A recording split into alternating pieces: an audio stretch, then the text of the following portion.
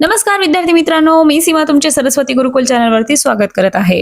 या नवीन अभ्यासक्रमातील विषय विज्ञान यातील तिसरा पाठ विलग करूया घटक या पाठाचा आज आपण स्वाध्याय बघणार आहोत। परंतु स्वाध्याय सुरू करण्यापूर्वी तुम्ही या चॅनलवरती नवीन असाल किंवा तुम्ही अजूनही चॅनलला सबस्क्राइब केलेलं नसेल तर सबस्क्राइब नक्की करा, बेल आयकॉन देखील प्रेस करा, जेणेकरून येणाऱ्या सर्व व्हिडिओचे अपडेट तुम्हाला सर्वात आधी मिळतील। त्याचबरोबर प्रत्येक व्हिडिओच्या डिस्क्रिप्शन बॉक्समध्ये सर्व विषयाच्या प्लेलिस्टची लिंक दिलेली आहे, त्यावरती जर तुम्ही क्लिक केलं तर पहिल्यापासून ते शेवटच्या पाठापर्यंतचे सर्व स्वाध्यायाचे व्हिडिओ तुम्हाला एकाच ठिकाणी मिळून जातील। तेव्हा डिस्क्रिप्शन बॉक्स चेक करायला विसरू नका। तर चला तर मग स्वाध्यायाला सुरुवात करूया। यातील प्रश्न पहिला, योग्य पर्याय निवडा। त्यामध्ये 1, चुंबकीय विलगीकरणामध्ये रिकामी जागा याचा वापर केला जातो। पर्याय आहेत अ, घनतेतील फरक, ब, आकारातील फरक, क, चुंबकीय गुणधर्म आणि ड, विरघळण्याचा गुणधर्म। तर यातील योग्य पर्याय आहे क, चुंबकीय गुणधर्म। दुसरा आहे, गव्हातील बारीक खडे वेगळे करण्यासाठी रिकामी जागा ही पद्धत उपयुक्त ठरते। पर्याय आहेत अ, मळणे, ब, निवडणे, क, उफणणे, ड, चाळणे। तर यातील योग्य पर्याय आहे ड, चाळणे। तिसरा आहे, पाण्यात विरघळलेली तुरटी पुढीलपैकी रिकामी जागा पद्धतीने वेगळी करता येते। पर्याय आहेत अ, बाष्पीभवन, ब, अवसादन, क, गाळणे, ड, निवळणे। यातील योग्य पर्याय आहे बाष्पीभवन।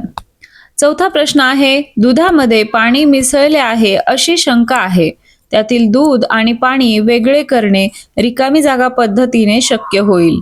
पर्याय आहेत अ, गाळणे, ब, बाष्पीभवन करणे, क, अवसादन व निवळणे, ड, यांपैकी कोणत्याही पद्धतीने शक्य नाही। याचा योग्य पर्याय आहे ड, यांपैकी कोणत्याही पद्धतीने शक्य नाही।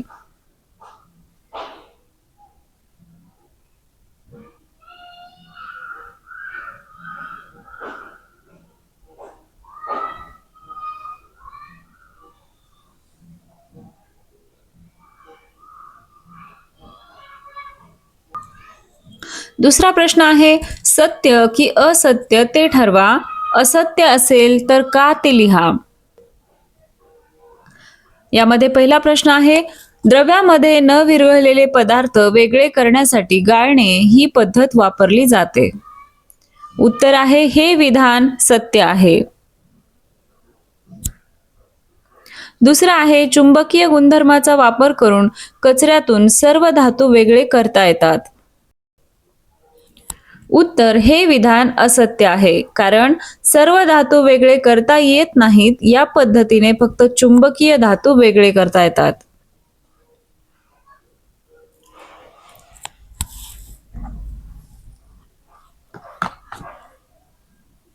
तिसरा आहे, समुद्राच्या पाण्यातील मीठ वेगळे करण्यासाठी अवसादन ही पद्धत वापरली जाते। उत्तर हे विधान असत्य आहे, कारण समुद्राच्या पाण्यातील मीठ वेगळे करण्यासाठी बाष्पीभवन ही पद्धत वापरली जाते। चौथा आहे, धान्यातील वजनाने हलका असलेला कचरा वेगळा करण्यासाठी उफणणे ही पद्धत वापरली जाते। उत्तर हे विधान सत्य आहे।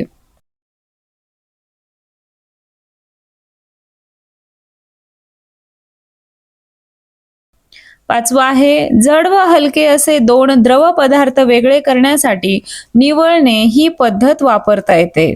उत्तर हे विधान सत्य आहे।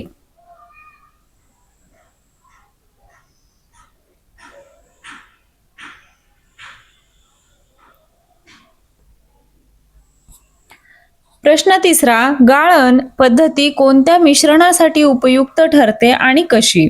उत्तर आहे 1, गाळण पद्धती अशा मिश्रणासाठी उपयुक्त ठरते ज्यामध्ये द्रव पदार्थ आणि त्यात न विरघळणारा स्थायू पदार्थ असतो।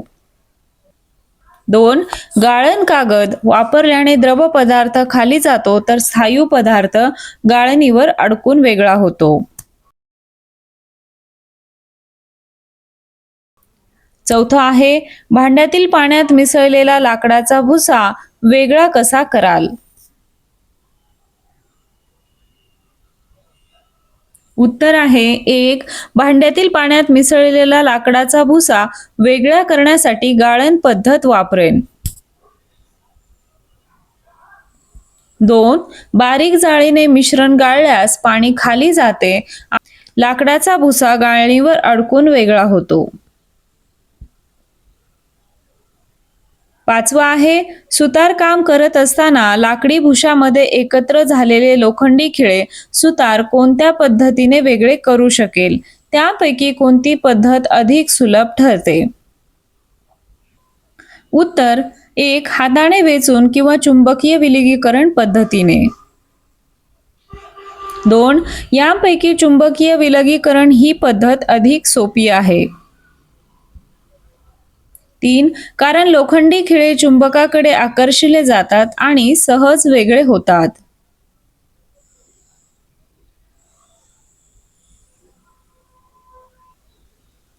आता प्रश्न 6वा आहे. पुढे शब्दकोड्यात विलगीकरणाशी संबंधित काही शब्द दिलेले आहेत.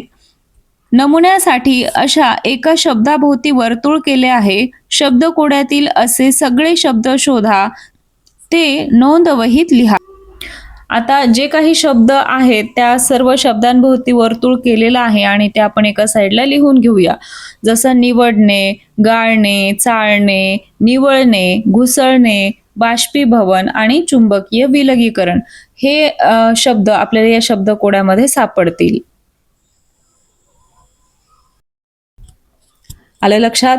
आशा आहे तुम्हाला सर्व प्रश्नांची उत्तरे समजले असतील. आपल्या चॅनलवरती विविध विषयांच्या स्वाध्यायाच्या व्हिडिओसोबतच विविध प्रकारचे भाषणे, पत्रलेखन, निबंधलेखन, आर्ट अँड क्राफ्ट या सर्वांचे व्हिडिओ चॅनलवरती अवेलेबल आहेत. त्याचबरोबर प्रत्येक व्हिडिओच्या डिस्क्रिप्शन बॉक्समध्ये त्या विषयाच्या प्लेलिस्टची लिंक दिलेली आहे, ज्यावरती पहिल्या पाठापासून ते शेवटच्या पाठापर्यंतचे सर्व व्हिडिओ तुम्हाला एकाच ठिकाणी मिळून जातील.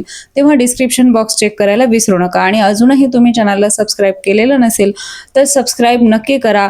हा व्हिडिओ आवडला असेल तर व्हिडिओला लाईक करा, तुमच्या मित्रांना हा व्हिडिओ शेअर करा आणि सर्वात महत्त्वाचं म्हणजे परत एकदा सबस्क्राईब करा. तर भेटूया अशाच एका नवीन व्हिडिओमध्ये. तोपर्यंत धन्यवाद.